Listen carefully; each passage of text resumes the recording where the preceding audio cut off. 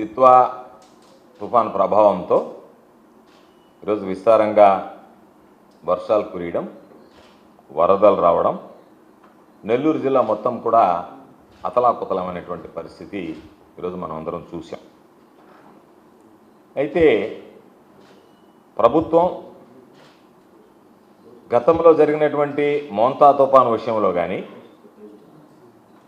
నిన్న జరిగినటువంటి దిత్వా తుఫాను విషయంలో కానీ ఎంత నిర్లక్ష్యంగా వ్యవహరిస్తుంది అని చెప్పి ప్రత్యేకంగా చెప్పవలసినటువంటి అవసరం లేదు.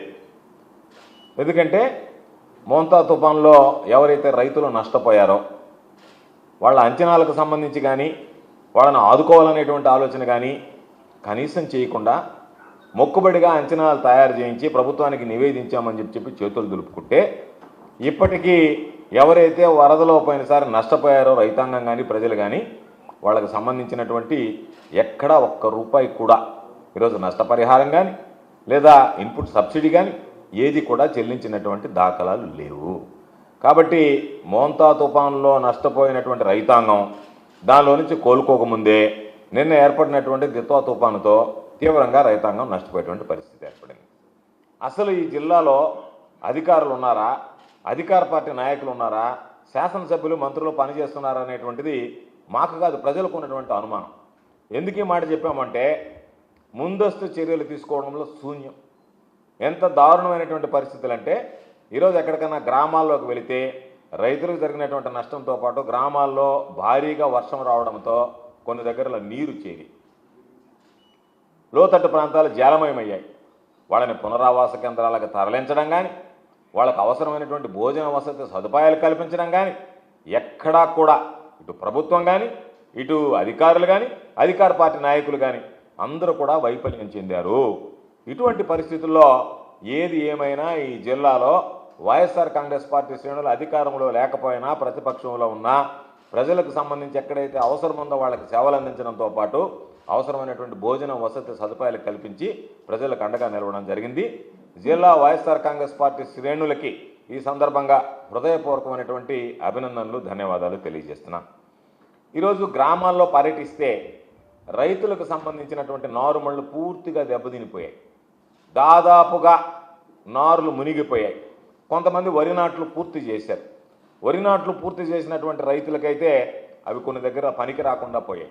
ఈరోజు దాదాపుగా వరి నాట్లు పూర్తయినటువంటి వాళ్ళకి 7,000 నుంచి 8,000 రూపాయలు ఎకరాకి ఖర్చు పెడితే దానికి సంబంధించినటువంటి నాట్లకైతే ఏమి, వేసినటువంటి యూరియాకైతే ఏమి, వీటికి ఈరోజు ప్రభుత్వం ఎక్కడా కూడా గతంలో ఇచ్చినటువంటి మోంతా తుఫానుకు పక్కన పెడితే మొక్కుబడిగా ఈరోజు ఏదో రావడం చూడటం తప్ప ఈరోజు గత ప్రభుత్వంలో రైతు భరోసా కేంద్రాలకు సంబంధించినటువంటి ఏదైతే ప్రతి గ్రామంలో ఒక విలేజ్ అగ్రికల్చర్ అసిస్టెంట్ ఉన్నాడో వాళ్ళ సేవలను వినియోగించుకోవడంలో వైఫల్యం చెందడంతో పాటు ఏదో ఒక విధంగా డబ్బు ఎగ్గొట్టాలి రైతులకి, మరలా పూర్తి స్థాయిలో కనుక ఎన్యూమరేషన్ జరిగితే వాళ్ళకి డబ్బులు ఇవ్వాలి కాబట్టి, నష్టపరిహారం చెల్లించాలి కాబట్టి, నష్టపరిహారం చెల్లించకుండా రైతుల మానాన రైతులను గాలికి వదిలేయాలనేటువంటి దుర్మార్గమైనటువంటి ఆలోచన ఇటు కూటమి ప్రభుత్వం చంద్రబాబు నాయుడు చేసేటువంటి పరిస్థితి. ఎందుకు చంద్రబాబు నాయుడు గారు ఈ విధంగా చేస్తున్నారో, ఎంత నిర్లక్ష్య వైఖరి అవలంబిస్తున్నారో ఈరోజు దాదాపుగా నారుమళ్ళీ దెబ్బతినిపోయాయి. గతంలో మేము గర్వంగా చెప్తున్నాం, డిసెంబర్ 7వ తేదీ గత 2023లో ఇదే విధంగా తుఫాను వస్తే, వర్షాలు వస్తే ఆ రోజు నేను వ్యవసాయ శాఖ మంత్రిగా ఉన్న జగన్మోహన్ రెడ్డి గారు ఆదేశాలు ఇచ్చాడు. వర్షం ఆగిపోయే లోపల ఎక్కడెక్కడ నారుమళ్ళు దెబ్బతింటాయని ముందుగానే అధికారుల చేత ప్రణాళిక సిద్ధం చేయించి 9వ తేదీ కల్లా పక్కన ఉన్నటువంటి కర్ణాటక రాష్ట్రం నుంచి, తెలంగాణ రాష్ట్రం నుంచి మన దగ్గర ఉన్నటువంటి వాళ్ళతో పాటు ఏపీ సీడ్స్కి బాధ్యత అప్పచెప్పి వాళ్ళ ద్వారా విత్తనాలు సేకరించి 9వ తేదీ 10వ తేదీ నుంచే విత్తనాల పంపిణీ ప్రారంభించడం జరిగింది. ఈరోజు ఆ పరిస్థితి కనిపించడం లేదు. కనీసం ఈ జిల్లాకు సంబంధించినంత తీవ్రమైనటువంటి నష్టం జరిగితే చంద్రబాబు నాయుడు గారు ఏమన్నా సమీక్ష చేశాడా, ఏమన్నా ప్రకటన చేశాడా, రైతన్నా మీకోసం అని చెప్పి అనేక రకాలైనటువంటి కార్యక్రమాలు నేను నిర్వహిస్తున్నానని చెప్పి గొప్పలు చెప్పుకోవడం తప్ప ఎక్కడన్నా రైతాంగాన్ని గురించి ఆలోచన చేసేటువంటి పరిస్థితి ఉందా? రైతుల్ని పట్టించుకుంటుందా? రైతుల గురించి ఆలోచన చేస్తుందా? కాబట్టి కూటమి ప్రభుత్వానికి వ్యవసాయం అంటే నిర్లక్ష్యం, రైతులంటే ఏహ్యభావం అనేటువంటిది మరొకసారి స్పష్టమైంది. దాంతోపాటు ఈరోజు గ్రామాల్లో పర్యటిస్తే యూరియా కష్టాలు, సిగ్గుపడాలి. చంద్రబాబు నాయుడు ప్రభుత్వం సిగ్గుపడాలి. ఎందుకంటే యూరియా అనేటువంటిది రైతులు ఎంత అవసరమైతే అంత వాడతారు. రైతులేం అనవసరంగా వాడేటువంటి పరిస్థితి ఉండదు.